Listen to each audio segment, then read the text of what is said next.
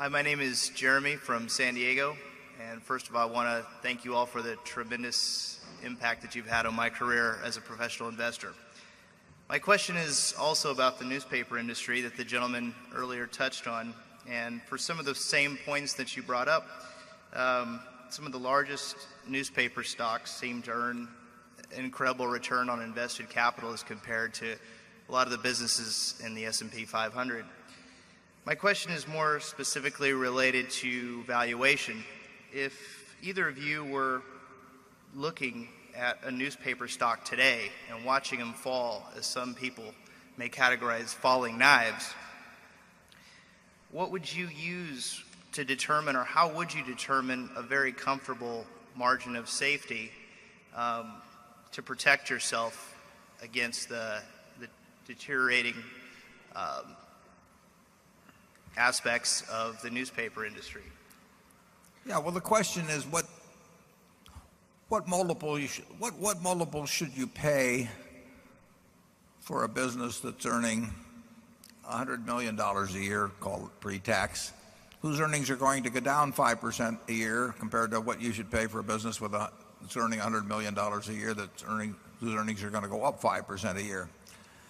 And I would say that, I'm not saying that those are percentages I predict on newspaper companies, but certainly newspaper companies face the prospect of their newspaper earnings eroding.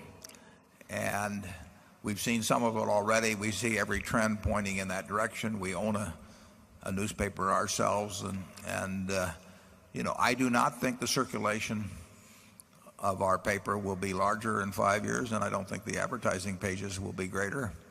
And I think that's true even of newspapers that operate in more prosperous, or actually more growing, I should say, areas of the country than we do. So, but I don't think most owners of papers still have quite gotten to the point where they start projecting out declining earnings. Certainly multiples on newspaper stocks are unattractively high if you would see some decline like 5 or 6% a year in earnings occurring from this point. They're not cheap enough to compensate for that sort of erosion in earning power.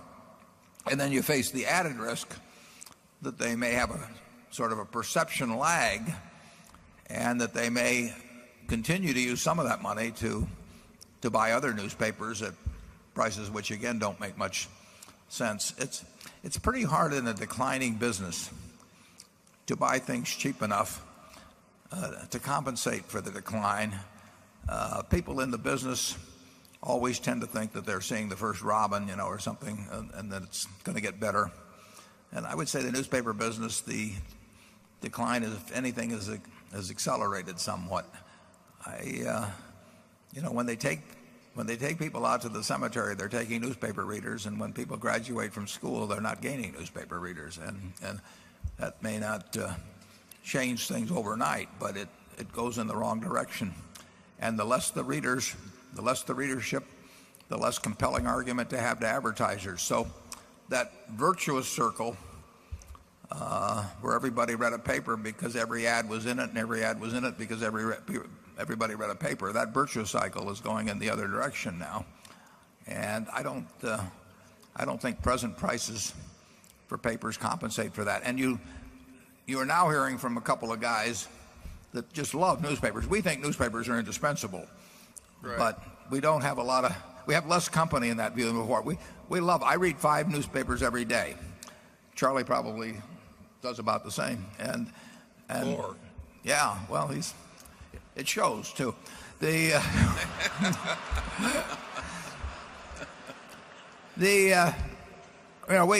couldn't live without them, but a lot of people can, and more people can every day. And we love the idea of buying newspapers. We traveled to Cincinnati and sat in cheap hotels and tried all kinds of things to buy newspapers. And we thought, incidentally, we loved them as products, and we thought they were the greatest of businesses, the ultimate bulletproof franchise. But it became apparent we were wrong. We still love them as products. but we were wrong about the bulletproof franchise. And when we got to believe our eyes in terms of what we're seeing in that world. Charlie?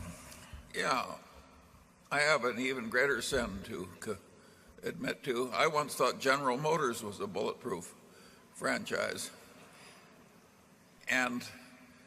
But we have a wonderful way of coping with a lot of these things. We have this too hard pile. I don't know if Warren is buying General Motors or not, but I have a good guess. And it's just too hard. If something is too hard to do, we look for something that isn't too hard to do. What could be more obvious than that? It may mean that we don't do very much. Yeah. We won't get into specifics.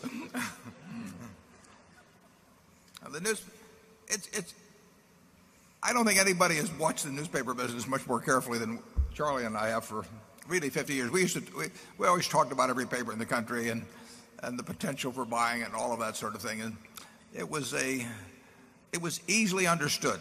I mean, it was about as easy a business economics problem as you could imagine.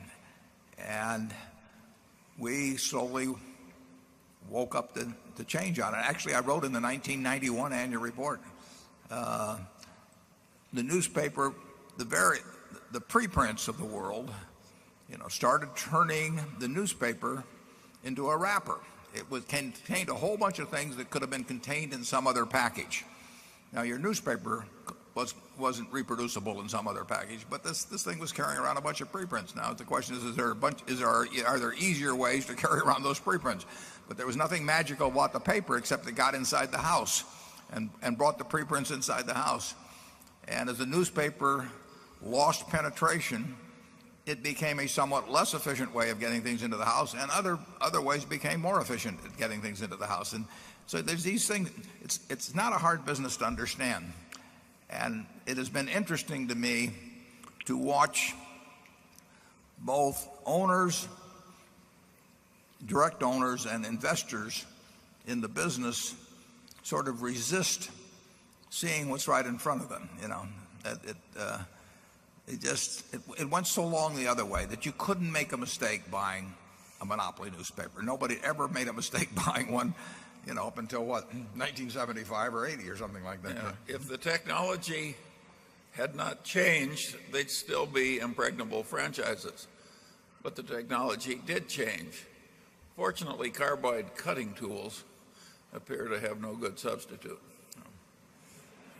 It's a lot better business over time if you have the right management. It takes very good management. Nice thing about the newspaper business 30 or 40 years ago, it took no management at all. I mean, if you had an idiot nephew, you'd be a perfect, or a network television station. I mean, they were going to make money no matter what happened. They're going to make more money if they were under good management. I mean, if Tom Murphy was running your television stations, you were going to do much better than if you had your nephew doing it. But the nephew would have done all right. Number 7.